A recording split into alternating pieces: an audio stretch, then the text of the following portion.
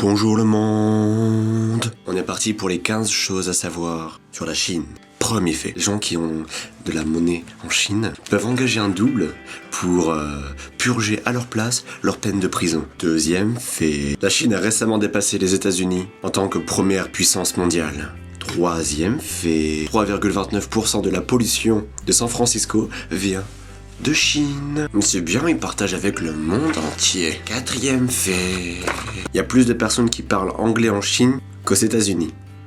Ça nous montre un petit peu le nombre de Chinois. Cinquième fait, un site internet vous permet d'acheter une petite amie, enfin plutôt de louer une petite amie pour, attention, à partir de $30 la semaine. Sixième fait, si la population chinoise se mettait en ligne derrière vous, eh bien cette ligne ne se terminerait jamais à cause du taux exponentiel de reproduction. C'est carrément flippant. Septième fait, la Chine construit des immeubles sans arrêt pour garder les constructeurs actifs et générer de la croissance. Résultat, d'immenses métropoles complètement fantômes. Huitième fait, un Chinois a été condamné à 12 ans de prison pour avoir bouffé le dernier tigre d'Indochine. Mais le mec il a dit, je savais pas que c'était un tigre d'Indochine. Neuvième fait, 7 étudiants sur 10 qui partent étudier à l'étranger ne reviennent pas en Chine. Dixième fait, Brad Pitt il a pas le droit d'aller en Chine à cause de son rôle dans 7 ans au Tibet.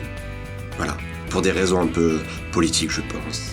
Onzième fait, le plus grand bouchon en Chine était de 10 jours et de 96 km. Douzième fait, la Chine possède tous les pandas géants du monde. Tous les autres pandas que à l'extérieur du pays sont des pandas loués à la Chine. 13e fait, un homme a porté plainte contre sa femme parce qu'elle était moche.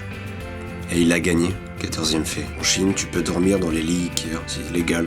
Tu peux venir faire ta sieste. 15e fait, parce que la Chine est la capitale du suicide, ils emploient des pêcheurs de corps, des personnes embauchées pour sortir les cadavres hors de l'eau. C'est un très très beau métier.